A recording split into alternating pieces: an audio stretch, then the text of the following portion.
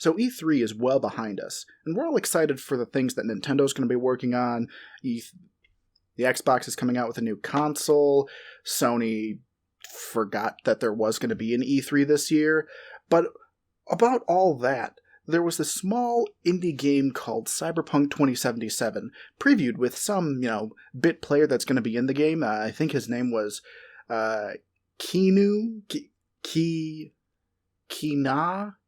Yeah, it was pretty cool, but we're going to talk more about that.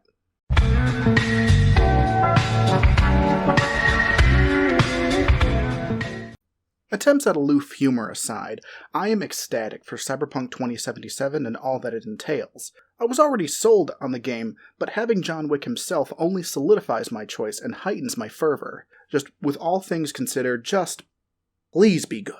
Please be free of all this AAA horse crap with microtransactions, loot boxes. We do not need another live service in the video game space. But I'm getting ahead of myself. The point I'm trying to make is that Cyberpunk as a genre is fucking amazing. Now more than ever in our late-stage capitalism-fueled dystopia do we need a genre like Cyberpunk. For many, this game will be their first step into the genre as a whole. And the aim of this video is to show those people what exactly this, entire genre has to offer, because it's much more than just one video game. There are books, movies, music, anime, a plethora of other things. We'll take things slow, and I'll only give you the basics of where to start before Cyberpunk 2077 drops. Now, I think before we get into really the meat of it all, I think I should really answer one simple question.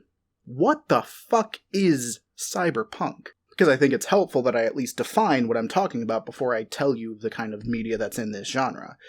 The Cyberpunk is a sci-fi subgenre, the unofficial catchphrase of which is low life, high tech, meaning there are often high futuristic elements with dystopian social and income inequalities between the very rich and the very poor.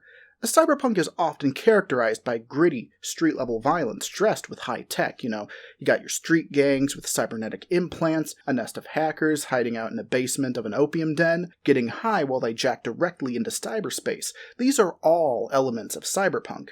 Even the name itself is a nod to high-tech, low life, as Cyberpunk was born about the tail end of the new wave sci-fi movement. And about the time that counterculture movements such as, punk and grunge and the underground were starting to take form. In the year of our Lord, 1984, we were blessed with the initial boom of cyberpunk, with two of the most influential works of fiction in the genre, William Gibson's Neuromancer and Ridley Scott's Blade Runner. Of these two, we'll start with Neuromancer and the work of William Gibson. This novel stood on the shoulders of Gibson's earlier works, Burning Chrome and Johnny Mnemonic. In these two novels, we begin to see the staples of early cyberpunk. Cyberspace, the very first instance of that word, jacking in to the net where the mind and the immaterial meld into one. Neuromancer takes all these ideas and runs with it, creating one of the first true and blue cyberpunk worlds, full of rogue hackers, called council cowboys in this world, and hired guns, or street samurai. At the time, coincidentally honestly, Ridley Scott was working on a film inspired by Philip K. Dick's 1968 novel, Do Androids Dream of Electric Sheep?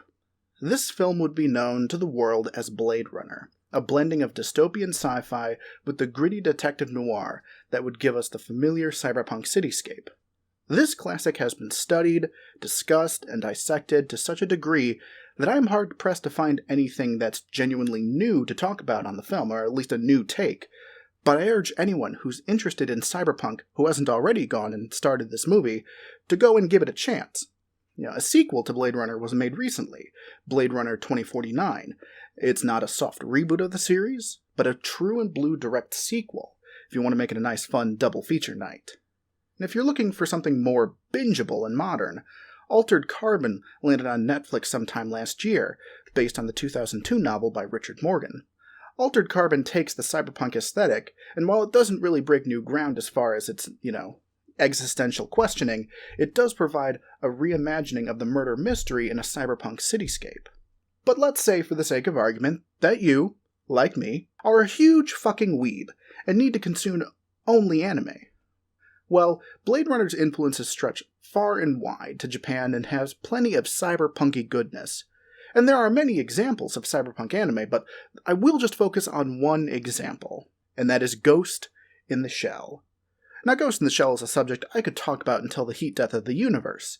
Heavily inspired by Blade Runner, Ghost in the Shell first started as a manga in 1989 and was adapted into a movie in 1990. It is a story about personal identity in a world of cybernetics and cyberspace.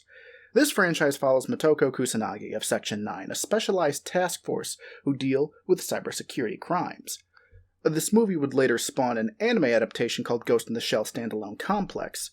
And Ghost in the Shell Standalone Complex's world is dripping with gritty noir that takes the freedom of Gibson's cyberspace and mix in political and economic intrigue that would truly make it a bona fide classic in the anime community. And there are many reasons to watch a few episodes of Standalone Complex, but I know the most compelling argument that I can have to make someone watch an anime is to just show them the intro. Well, here it is.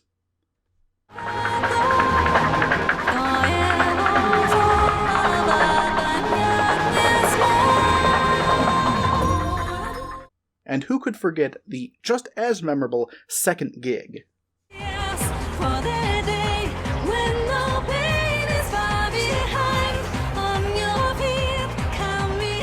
Lord, I could play those two for hours. And I have. Now, if anyone's wondering, yes, there is more Ghost in the Shell.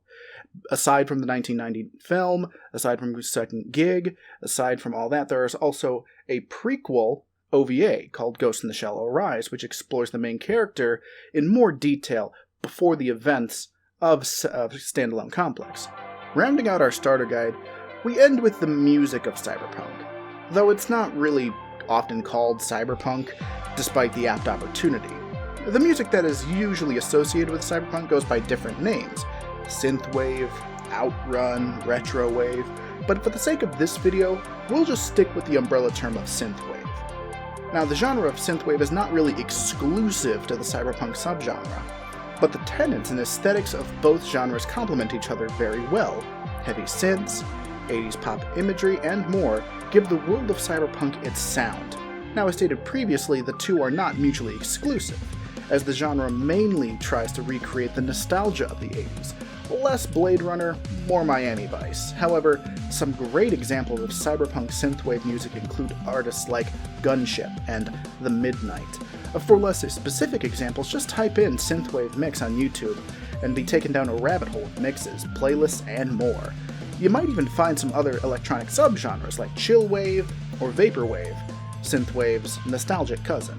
I've included a few of my personal favorite synthwave mixes in the description down below.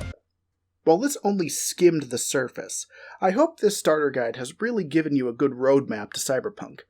I'm really excited for Cyberpunk 2077, and I hope to see the genre grow from there. I know it's only been a good long while since I've uploaded a video, and I know I have many have commented on the next installment in my anime tournament arcs. Well, all I can say is that I'm still working on it, and it will come out when it is ready. As always, if you have anything to add to these starter guides, please leave it down in the comments below. If you like this video and want to see more content, be sure to subscribe and give it a like, the whole 9 yards of the whole YouTube thing. And if you really, really like me, you can support me on Patreon. The link is down below in the description as well. Until next time.